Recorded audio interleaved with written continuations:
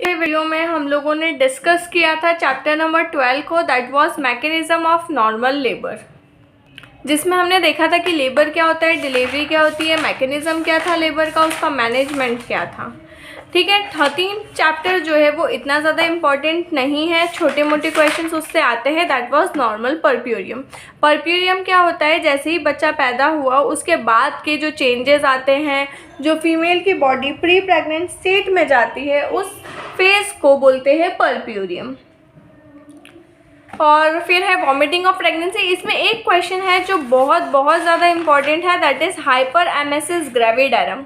5 number का एक must question है, hyperemesis gravidarum. It is a severe type of vomiting of pregnancy which has got deleterious effect on the health of mother and or incapacitates her in day to day activity।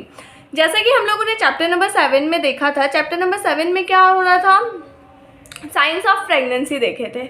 तो उसमें क्या था कि जो first time था वो था morning sickness. Morning sickness में क्या होता था, नौशिया, वॉमिटिंग। अब यहाँ पर वॉमिटिंग इतनी ज़्यादा बढ़ गई है कि फीमेल अपने डेली के काम नहीं कर पा रही हैं, कुछ खाया नहीं कि उल्टी आ गई, कुछ भी किया नहीं कि उल्टी आ गई, और इतनी ज़्यादा कि वो ना तो खा पा रही है ना तो सो पा रही है। तो उसकी जो नॉर्मल रूटीन है उसको भी अफेक्ट कर रही है। इसको ही कहेंगे हाइपर एमेसिस ग्रेविडरम। हाइपर मतलब बहुत ज़्यादा, एमेसिस मतलब उल्टी, ग्रेविडरम मतलब गर्भाशय के दौरान, ड्यूरिंग प्रेगनेंसी। ठीक है, तो इसको आपको लिखना रहेगा किन किन हेडिंग्स में, डेफिनेशन, इंसिडेंस, एटियोलॉजी और उसकी क्या क्या थ्योरीज है। That's it. चैप्टर नंबर 15 एक बहुत ज़्यादा इंपॉर्टेंट चैप्टर है, that is haemorrhage in early pregnancy. अब कॉजेज़ के, अर्ली प्रेगनेंसी मतलब 3, 4, 5 महीने की प्रेगनेंसी हुई, 3 महीने की मानते हैं मेनली तो, और उसमें ब्लीडिंग हो गई, तो उसके क्या क्या कॉजेज़ रहेंगे। या तो वो अबॉर्शन रहेगा, या तो एक्टोपिक प्रेगनेंसी रहेगा। एक्टोपिक प्रेगनेंसी एक फुल क्वेश्चन है जो हम लोग पढ़ेंगे।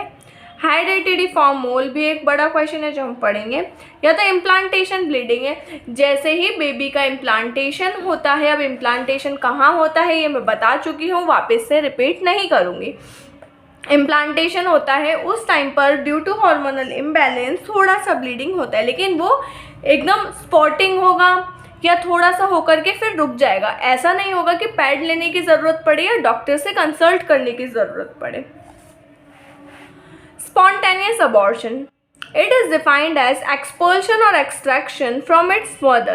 Expulsion हटना, extraction मतलब बाहर आना मदर से of an embryo or fetus weighing 500 gram or less when it is not capable of independent survival। देखो, expulsion of extraction of foetus from the mother, यही डेफिनेशन हम लोग डिलीवरी में भी लिखते हैं। लेकिन अबॉर्शन या स्पॉन्टेनियस अबॉर्शन या मिसकैरेज में क्या हो जाता है, जो बच्चे का वेट 500 ग्राम से कम है, हम लोग हेल्दी बेबी किसे मानते हैं, जिसका वेट कम से कम 2 किलो तो हो। तो यहाँ तो बच्चे का वेट जो है वो 500 ग्राम या 500 ग्राम से कम है, और वो इंडिपेंडेंट अकेला अपनी ज़िंदगी नहीं जी सकता है। क्यों? हो सकता है उसके रेस्पिरेटरी सेंटर्स डेवलप नहीं हो, प्रॉपर बॉडी नहीं डेवलप हुई हो। ठीक है, अबॉर्टस क्या होता है, जो वर्ड है अबॉर्टस उसका मतलब है द एक्सपेल्ड एम्ब्रियो। अब अबॉर्शन बहुत सारे टाइप के होते हैं, या तो अबॉर्शन या haemorrhage in early pregnancy 10 number का क्वेश्चन आ जाएगा, या तो ये 2 नंबर के छोटे छोटे से क्वेश्चन आएंगे। इन डेफिनेशंस में कुछ भी आ जाएगा 2-2 नंबर में। ये चैप्टर आपको पूरा अगर हम लोग देखें ना, तो ये चैप्टर आपको नहीं ज़्यादा तो 10 से 15 मार्क्स दे करके जाता है। अबॉर्शन 2 तरीके के होते हैं, स्पॉन्टेनियस या इंड्यूस। स्पॉन्टेनियस मतलब अपने आप फीमेल काम कर रही है, कभी भी हो गया। Isolated, recurrent. अब इसमें भी टाइप्स हैं, थिएटर्ड, इनकम्प्लीट, इनइविटेबल, कंप्लीट, मिस्ड और सेप्टिक। इंड्यूस में एक लीगल होता है और एक इलीगल होता है। लीगल में कौन सा आएगा, MTP। अब ये स्पॉन्टेनियस अबॉर्शन की एटियोलॉजी है, जिसमें बहुत सारे अलग अलग कॉजेज होते हैं। थिएटर्ड अबॉर्शन 2 से 5 नंबर का क्वेश्चन है। It is a clinical entity where the process of abortion has started but not progress to a state from which recovery is impossible. Abortion हो चुका है, अबॉर्शन की प्रोसेस शुरू हो चुकी है, लेकिन उस स्टेज तक नहीं आई है। अगर जस्ट आपको ब्लीडिंग हुई है, फीमेल ने कंसल्ट कर लिया डॉक्टर से, तो उस स्टेज पर उस अबॉर्शन को रोका जा सकता है, बचाया जा सकता है। ब्लीडिंग पर वजाइनम, थोड़ी सी ब्लीडिंग हुई है, ब्राइट रेड कलर की है और अपने आप रुक जाती है। थोड़ा सा बैकएक हुआ और एकदम डल डल सा पेन रहा एब्डोमेन में। जैसे एग्जामिनेशन करा तो देखा कि कुछ बाहर निकला है एक्सटर्नल ओस से और सर्विक्स में कुछ लीजन्स हैं। ब्लड का करेंगे एचबी के लिए, एबीओ ब्लड ग्रुप के लिए और आरएच इनकम्पैटिबिलिटी के लिए कि मदर और चाइल्ड जो है वो आरएच कंपैटिबल है या नहीं है। ट्रीटमेंट में क्या करेंगे, रेस्ट करने के लिए कहेंगे, फिनोबार्बिटोल 30 देंगे, डायज़ेपाम 50 या 5, मोस्टली जो केस होता है ना उसमें 1-2 घंटे से हॉस्पिटल पहुंच जाते हैं तो 50 mg दिया जाता है। आपको क्या करना है, कुछ मेडिसिन के नाम याद रखने हैं। एक लिस्ट में बता दूंगी कि कौन कौन सी एलोपैथिक मेडिसिन के नाम याद रखने हैं और हर क्वेश्चन में 2 से 3 मेडिसिन के नाम डाल के आने हैं। कुछ ऐसे ही होम्योपैथिक मेडिसिन के नाम भी बताऊंगी जो आपको हर क्वेश्चन के लास्ट में, जिसमें नहीं पूछा गया है उस क्वेश्चन में 3-3 होम्योपैथिक मेडिसिन के नाम डाल के आने हैं। कुछ ऐसी इंपॉर्टेंट लिस्ट बता दूंगी मैं अप्रॉक्सीमेटली 10 to 15 मेडिसिन की और एलोपैथी में 8 से 10 मेडिसिन की, जो आपको हर क्वेश्चन में लिख के आना है, तो आपका 1 से आधा मार्क वहाँ कवर हो जाएगा। प्रोग्नोसिस बहुत ज़्यादा अनप्रिडिक्टेबल है। इट सोली डिपेंड्स अपॉन कि पेशेंट कितनी जल्दी डॉक्टर के पास गया और डॉक्टर कितना अच्छा है। Preterm labour, placenta praevia, immature baby, foetal malformation, IUGR, foetal abnormalities, थिएटर अबॉर्शन को इतनी ही हेडिंग्स में और इतना ही लिख करके आना है, इसके अलावा कुछ नहीं लिखना है, चाहे वो कितने भी नंबर में आए। Inevitable abortion, it is the clinical inevitable, वाइटेबल मतलब क्या, जिसके वाइटल साइंस हो, वाइटल फोर्स उसका जिंदा हो, लेकिन इसमें क्या है, जो वाइटल साइंस है वो ही एब्सेंट है।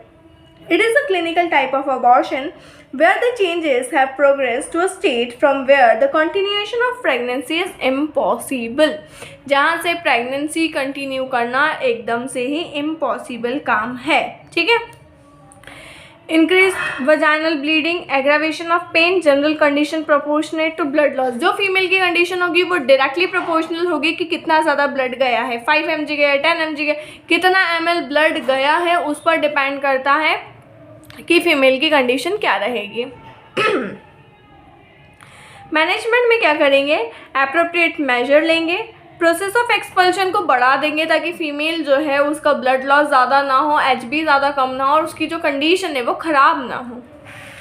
ब्लीडिंग को कंट्रोल करेंगे, मिथार्जिन देंगे, इंट्रावेनस फ्लूइड थेरेपी चलाएंगे।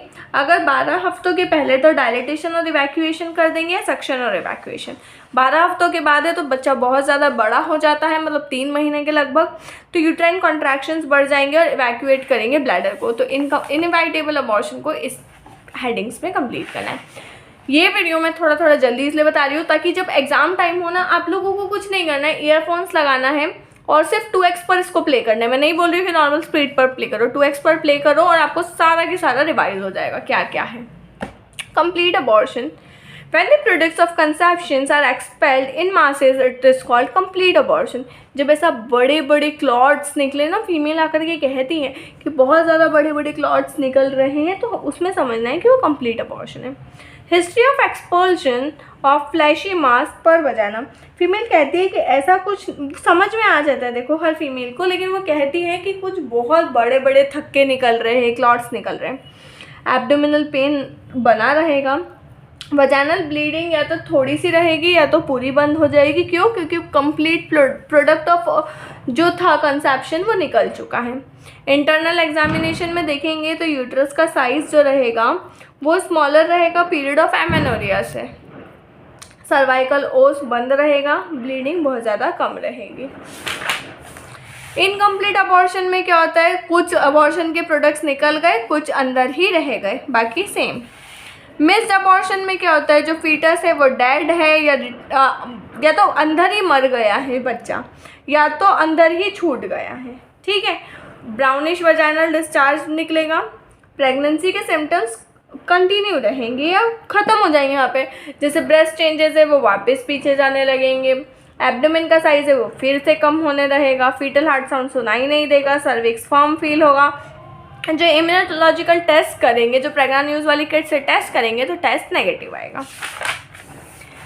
सेप्टिक अबॉर्शन, जहाँ पर सेप्टिसेमिया फैल गया है, सेप्टिक मतलब इन्फेक्शन से रिलेटेड होता है सिंपल भाषा में कहा जाए तो। नेक्स्ट क्वेश्चन है रिकरेंट अबॉर्शन। अभी जितने भी अबॉर्शन देखे, अगर उसमें से कोई सा भी बार बार बार बार हो रहा है तो उसे कहेंगे रिकरेंट अबॉर्शन या हैबिचुअल अबॉर्शन। MTP हम लोग काफ़ी समय से पढ़ते आ रहे हैं, इसे पढ़ाने की मैं आवश्यकता नहीं समझती हूँ, लेकिन अगर आता है इंडिकेशंस ऑफ प्रेगनेंसी तो आपको सिर्फ इतना लिखना है। अगर 2 नंबर का क्वेश्चन आता है, ये शायद 3 साल पहले आया था, what are the indications of MTP, तो लिखना है थेरापेटिक इंडिकेशन, सोशल, यूजेनिक। ठीक है, थेरापेटिक मतलब कोई भी मदर को TB है तो वो बच्चे में जाने के चांसेस है, HIV है तो बच्चे में जाने के चांसेस है। सोशल, पॉपुलेशन को कंट्रोल करने के लिए। यूजेनिक मतलब अगर बच्चे को या माँ को कोई भी रिस्क हो तो उस केस में MTP को अलाउ किया गया है। बहुत इंपॉर्टेंट क्वेश्चन है। एक्टोपिक प्रेगनेंसी आने के चांसेस अगर मैं कहूँ तो अबॉर्शन के ज़्यादा होते हैं एक्टोपिक प्रेगनेंसी से। एक्टोपिक प्रेगनेंसी में क्या होता है, जो नॉर्मल प्रेगनेंसी होती है उसमें इम्प्लांटेशन कहाँ होता है, यूट्रस पे। तो यूट्रस पर ना होते हुए कहीं और हो गया, कहाँ हो गया, फैलोपियन ट्यूब में हो गया, ओवरी में हो गया, एब्डोमेन में हो गया, सर्विक्स में हो गया, तो उसको कहेंगे एक्टोपिक प्रेगनेंसी। इम्प्लांटेशन साइट्स क्या हो सकती है, एक्स्ट्रा यूट्राइन और यूट्राइन। यूट्राइन में सर्वाइकल, एंगुलर या कॉर्नियल। यूट्रस के किसी भी और पार्ट पर हुआ है तो उसे कहेंगे यूट्राइन। और एक्स्ट्रा यूट्राइन मतलब फैलोपियन ट्यूब में हो गया, एम्पुला, स्टमक, इन्फंडिबुलम, इंटरस्टिशियल कहीं पर भी हो गया, ओवरी में हो गया या एब्डोमेन में हो गया, प्राइमरी और सेकेंडरी। एक्स्ट्रा पेरिटोनियल और इंट्रा पेरिटोनियल ऑर्गन्स हम लोगों ने फर्स्ट ईयर में ही पढ़े हैं, उसके अकॉर्डिंग देखा जाए तो इसको डिफ्रेंशिएट किया गया है। क्लिनिकल फीचर्स क्या रहेंगे, amenorrhoea, abdominal pain, vaginal bleeding, nausea, vomiting, fainting, syncope, सारे के सारे जो रहेंगे ना साइंस वो सेम रहेंगे, लेकिन कई बार जो होता है रिजल्ट फेवरेबल नहीं होता है और जो बेबी है उसका बर्थ नहीं हो पाता है। एब्डोमिनल प्रेगनेंसी में क्या होता है, जो प्रेगनेंसी है वो एब्डोमेन में कंटिन्यू हो जाती है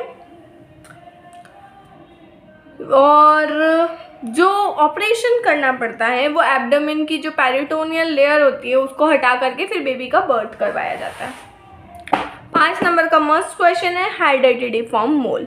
इसका जो दूसरा नाम है वो है vesicular mole, benign trophoblastic tumour, benign neoplasia of chorion. एक और चीज़ कहना चाहूँगी, जो इम्प्लांटेशन है ना उसी को नाइडेशन कहते हैं। ऑप्स में आपको वर्ड्स का खेल है पूरा, एक डेफिनेशन जो है या एक क्या कहना चाहिए उसे कि एक जो टर्म है ना उसकी और 4-5 टर्म्स है, तो आपको वो हमेशा याद रखनी है क्योंकि हमें नहीं पता कि वो किस टर्म से पूछ ले question. It is an abnormal condition of the placenta in which there is partially degenerative and partially proliferative changes in the young chorionic fluid। ये हमारा प्लेसेंटा जा रहा है, इसमें क्या होता है, यहाँ पर डीजनरेशन हो रहा है और यहाँ पर प्रोलिफरेशन या रीजनरेशन हो रहा है। तो इसमें क्या होता है कि यहाँ से तो ये सड़ती जा रही है और यहाँ से ये बढ़ती जा रही है, तो इसे कहेंगे हाइडेटिडिफॉर्म मोल। और एक लेवल आएगा जहाँ पर इसका इतना बड़ा ऐसा थक्का जम जाएगा और जो प्रेगनेंसी के साथ में क्या कह सकते हैं उसे डिस्टर्ब कर देगा। Increase risk in teenager pregnancy, elderly primary gravidae मतलब 14-15 साल की फीमेल है और पहला बच्चा है। Defective nutrition, defective maternal immune mechanism, AB blood group के साथ बहुत ज़्यादा कॉमन होता है। वजाइनल ब्लीडिंग रहेगी, एब्डोमिनल पेन रहेगा, वॉमिटिंग रहेगा, सिक हेल्थ रहेगी, ब्रेथलेसनेस रहेगी, क्विकनिंग एब्सेंट रहेगी, जो यूट्रस का साइज़ है वो ज़्यादा बड़ा रहेगा, यूट्रस फॉर्म और इलास्टिक फील होगा, फीटल हार्ट साउंड एब्सेंट होगा, बैलेटमेंट एब्सेंट होगा। डिफरेंशियल डायग्नोसिस में क्या मिलेगा, थिएटर्न अबॉर्शन हुआ है, मल्टीपल प्रेगनेंसी है, फाइब्रॉइड है, क्योंकि ऐसा कुछ लगेगा कि अंदर कुछ है तो ऐसा लगेगा फाइब्रॉइड है। अभी ज़्यादा जल्दी इसलिए करवा रही हूँ क्योंकि हमें एक बार का सिलेबस कंप्लीट करना है। इसके बाद अगर आपको किसी भी क्वेश्चन में प्रॉब्लम होती है तो कंप्लीट क्वेश्चन को भी हम लोग समझाएंगे। चैप्टर नंबर 16 है twins multiple pregnancy, simultaneous development of 2 foetus in the uterus, एक साथ 2 बच्चों का डेवलपमेंट। अब डाइजाइगोटेट क्या होते हैं, जब 2 ओवा हो और 2 स्पर्म आकर के उसे फर्टिलाइज करें, ठीक है। लेकिन मोनोजाइगोटिक क्या होता है, एक ओवा और एक स्पर्म का फ्यूजन हुआ और एक जाइगोट बना, लेकिन जाइगोट जब मल्टीप्लाई होता है, जब ब्लास्टोसिस्ट बनता है, ट्रोफोब्लास्ट बनता है, तो एक जाइगोट 2 में कन्वर्ट हो गया, तो ये बनते हैं आइडेंटिकल ट्विंस और ये बनते हैं नॉन आइडेंटिकल ट्विंस। ठीक है, मतलब एक जैसे दिखने वाले बच्चे और अलग अलग दिखने वाले बच्चे। पॉलीहाइड्राम्नियोज एक 5 नंबर का क्वेश्चन है। The excessive accumulation of liquor amni causing discomfort to the patient. Excessive accumulation हो गया मतलब पेट में पानी का ज़्यादा भर जाना, यूट्रस में टर्म यूज़ करेंगे बीइंग अ डॉक्टर, तो यूट्रस में पानी का ज़्यादा भर जाना, जैसे 2000 ml हो जाना, उसको कहेंगे पॉली मतलब ज़्यादा, हाइड्रा मतलब वाटर, एमनियोस मतलब एमनियोटिक फ्लूइड। टर्म्स को तोड़ करके जब पढ़ना सीखोगे तो बहुत ज़्यादा ईजी हो जाएगा। ऑलिगोहाइड्राम्नियोज 2 से 5 नंबर में ये दोनों टर्म्स आती हैं। जब लिक्वर एमनाई का, ऑलिगो मतलब जहाँ पर भी टर्म यूज़ होगा ना, ऑलिगो गाइनी में बहुत ज़्यादा टर्म यूज़ हुआ है ऑलिगो, तो वहाँ पर जब भी होगा ऑलिगो मतलब होता है कम, हाइड्रा मतलब वाटर, एमनियोस मतलब एमनियोटिक फ्लूइड। ऑलिगोहाइड्राम्नियोज में 200 ml से कम हो जाएगा। प्री एक्लैम्शिया या pregnancy induced hypertension, question directly आ जाएगा PIH के नाम से, तो आपको पता होना चाहिए कि इसमें क्या लिखना है। It is a multi system disorder of unknown aetiology characterised by development of hypertension. इसमें क्या क्या 2 टर्म याद रखनी है, वो है पहली term hypertension to an extent of 140/90 mm of Hg or मोर, ठीक है, इतना या इससे ज़्यादा, एंड प्रोटीन यूरिया।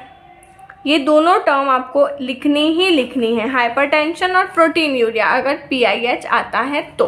ठीक है, hypertension and proteinuria after 20th week of pregnancy in a previously normotensive and non proteinuric patient. कई बार होता है, कई फीमेल्स में आपने सुना होगा, जो आपके रिश्तेदार होते हैं वो कहते हैं पहले BP भी नहीं था, थायराइड भी नहीं था, शुगर भी नहीं था, लेकिन प्रेगनेंसी के दौरान ये सारी चीज़ें हो गई हैं, तो उसे कहेंगे प्रेगनेंसी इंड्यूस्ड। प्री एक्लैम्शिया 2 टाइप का होता है, प्राइमरी और सेकेंडरी। डायग्नोसिस कैसे करेंगे, HPO hypertension, oedema and proteinuria. Risk factor क्या होते हैं, primary gravidae, family history, placental abnormalities, genetic, immunological, nulliparity. Hypertension में क्या क्या होगा, diabetes mellitus, obesity, circulatory precursor substances बढ़ जाएंगे, वैसोकॉन्स्ट्रिक्शन बढ़ जाएगा। एडिमा है, GFR कम हो गया है, सोडियम वाटर रिटेंशन बढ़ गया है, रीनल फ्लो कम हो गया है, या ऑलिगोयूरिया हो रहा है। प्रोटीन यूरिया क्यों हो रहा है, क्योंकि भाई एनोरेक्सिया हो रहा है या कैपिलरी की परमेबिलिटी बढ़ गई है, जिसकी वजह से प्रोटीन्स का एक्सटेंस ज़्यादा हो रहा है। माइल्ड कब कहेंगे, जब 140/90 हो, और सीवियर होगा जब 160/110 हो।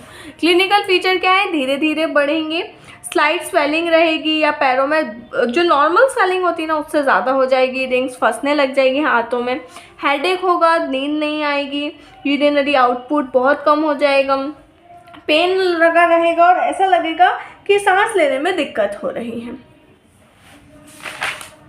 एक्लैम्शिया में क्या होता है, जो फीड्स आती है या कन्वर्जन्स आते हैं उसे कहते हैं एक्लैम्शिया। चैप्टर नंबर 18 है APH, antepartum haemorrhage. It is defined as bleeding from or into the genital tract after 28th week of pregnancy but before the birth of baby।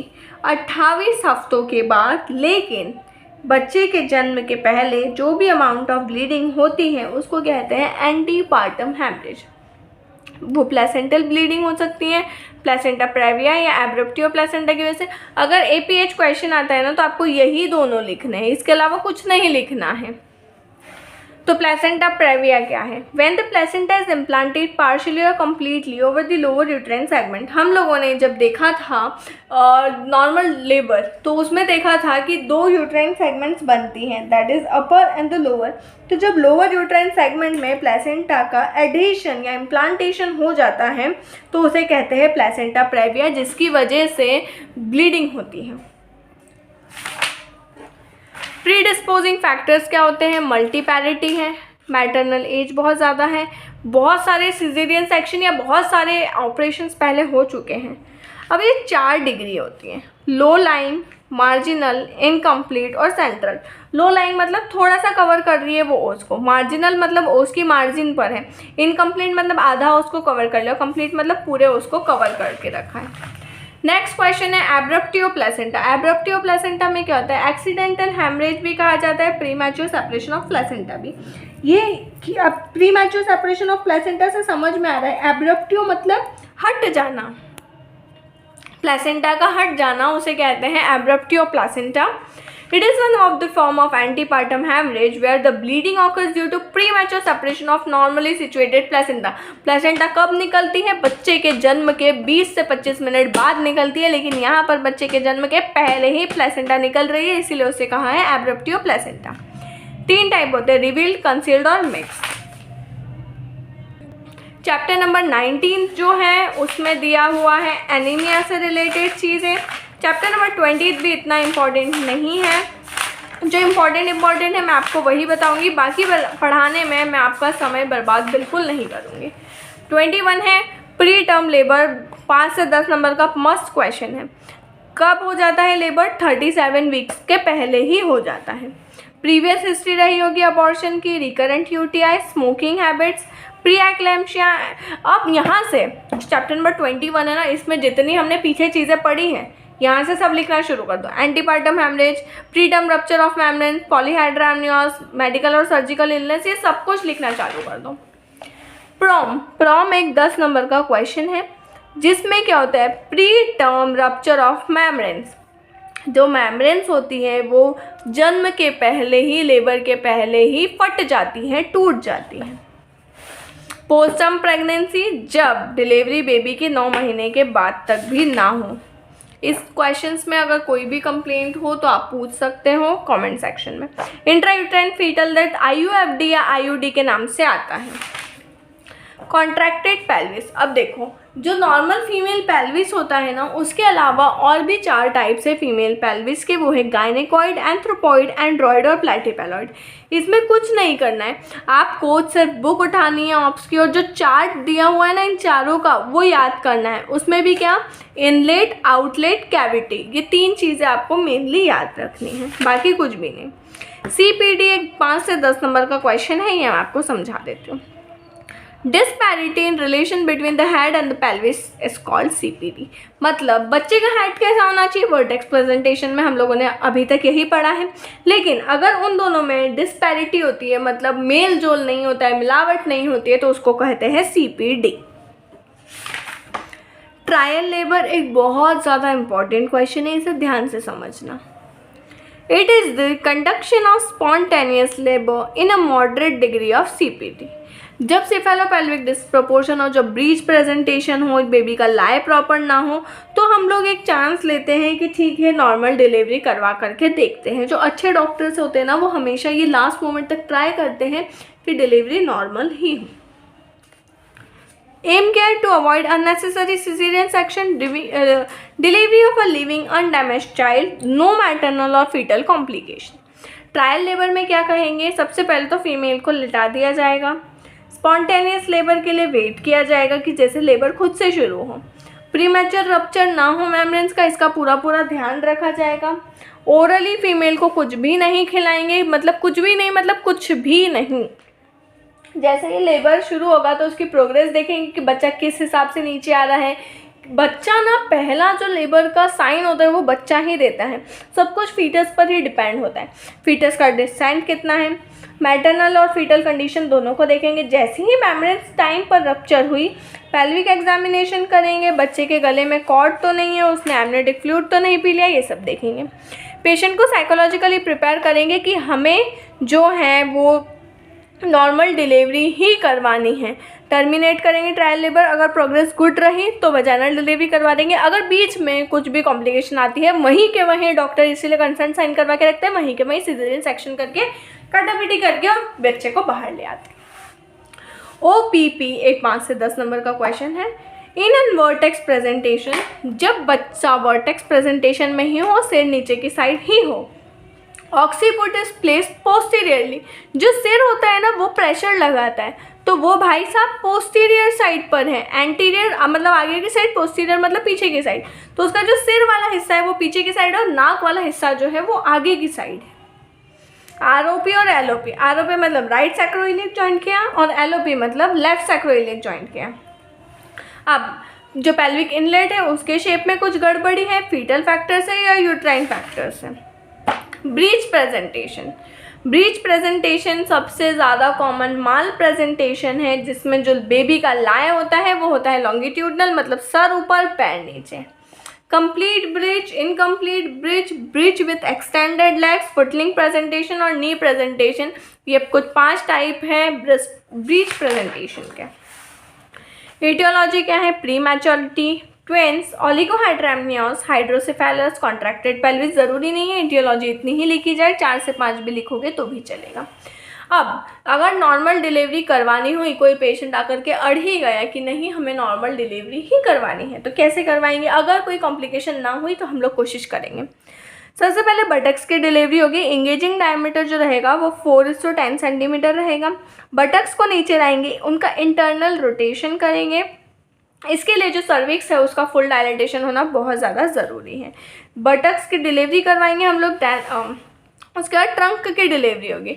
Shoulder के लिए जो डायमीटर रहेगा वो 12 सेंटीमीटर का रहेगा।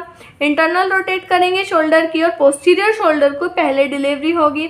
फिर उसके बाद सबसे आखिरी में जैसे ही शोल्डर बाहर आएंगे बेबी को ऐसा पकड़ेंगे और खींच लेंगे, जिसकी वजह से हेड की डिलीवरी हो जाएगी। ये था ब्रिज प्रेजेंटेशन, आपको ऐसे ही लिखना है। अगर अनकॉम्प्लिकेटेड है तो हम लोग उसको कंटिन्यू करेंगे, कॉम्प्लिकेटेड है तो वहीं पर ही सिजेरियन सेक्शन करवा करके ख़त्म करेंगे। ट्रांसवर्स लाइक 5 नंबर का क्वेश्चन है। When the long axis of the foetus lies perpendicular to the maternal spine. ये है यूट्रस और ऐसा है बच्चा, इधर मुंह इधर पैर, ठीक है। ये इसका मतलब है ट्रांसवर्स लाइन। एस्फेक्सिया नियोनेट्रम एक बहुत इंपॉर्टेंट क्वेश्चन है। डिसीजेस ऑफ फीटस और न्यूबॉर्न आपको पढ़ना ही है। नियोनेटल जॉइंट डिस्क, कर्निक में बता देती हूँ, 2 से 5 नंबर का क्वेश्चन है। जो डिफिकल्ट हो रहा है वो बता रही हूँ, जो इजी है वो आप लोग खुद से पढ़ लीजिएगा। कुछ प्रॉब्लम आता है तो कमेंट सेक्शन में ज़रूर बताइएगा, हम लोग हेल्प करने के लिए ऑलवेज रेडी है। It is a pathological condition being characterised by the yellowish staining of the basal nuclear of the brain by the toxic conjugated free bilirubin. Simple भाषा में जो कहते हैं कि पीलिया सिर तक चढ़ गया, ये वही है। नॉर्मल जो परसेंट होता है वो होता है 20 mg%, लेकिन इसमें 15 से 20 मिलीग्राम पर परसेंट वो बढ़ जाता है। कैपिट सक्सिटेनियम, सिफेलोहेमाटोमा, ये 2 से 5 नंबर के क्वेश्चन है। डायरिया ऑफ न्यूबॉर्न इतना नहीं आता है। डीएनई और डीएनसी दोनों के दोनों ही क्वेश्चंस आपको करने हैं। इपिजियोटॉमी क्या होता है? सर्जिकली प्लान्ड इंसिजन होता है पेरिनियम, जो ये वल्वा होता है, यहाँ पर ओपनिंग होता है और यहाँ से पेरिनियम स्किन की एनस होता है। तो ये वाला जो बीच का स्किन होता है इसमें या तो लेटरल या तो मीडियल ऐसा कट लगाया जाता है या तो एल शेप का, ताकि जो फ्री डिलीवरी है बेबी की वो हो पाए। और जैसे ही डिलीवरी होती है इसे स्टिच कर दिया जाता है। सिजेरियन सेक्शन आपको करना है। सिजेरियन सेक्शन पर हम लोग एक बड़ा वीडियो बनाएंगे या कंप्लीट वीडियो बनाएंगे, इसमें समझाते बिल्कुल से नहीं आएगा। एमनियोसेंटेसिस, जिसमें एमनियोटिक पंचर करते हैं और उसका एग्जामिनेशन करते हैं। प्रीटर्म बेबी, समय से पहले हो गया बेबी। प्रोलॉन्ग लेबर, जो लेबर है वो बहुत लंबे समय तक चल रहा है। ऑब्स्ट्रक्टेड लेबर, जिसमें यूट्राइन कॉन्ट्रैक्शंस तो अच्छे हैं लेकिन जो प्रेजेंटिंग पार्ट है बच्चे का, सिर हो या पैर हो, वो नीचे नहीं आ रहा है। ब्रेस्ट फीडिंग कर के ही जाना है। ब्रेस्ट फीडिंग और वीनिंग 2 ऐसे क्वेश्चन है जो आने के बहुत ज़्यादा चांसेस है। जो ग्रीप्स है, Pawlik grip, pelvic grip, umbilical grip, ये आपको करनी है। फाइब्रॉइड विथ प्रेगनेंसी इतना इंपॉर्टेंट नहीं है। यूट्राइन इनर्शिया पर नेक्स्ट वीडियो में बात करेंगे। तो इस वीडियो में अगर किसी भी क्वेश्चन में कोई भी कंप्लेंट हो, कोई भी प्रॉब्लम हो तो आप पूछ सकते हो। आई नो बहुत ज़्यादा जल्दी हुआ है, लेकिन इसको पढ़ने के लिए इस वीडियो को जब भी देखो सिंपली ईयरफोन लगाना है, आंखें बंद करनी है, सिर्फ टर्म्स को सुनना है और टर्म्स को याद रखना है, and that's it. Thank you for watching the video till the end.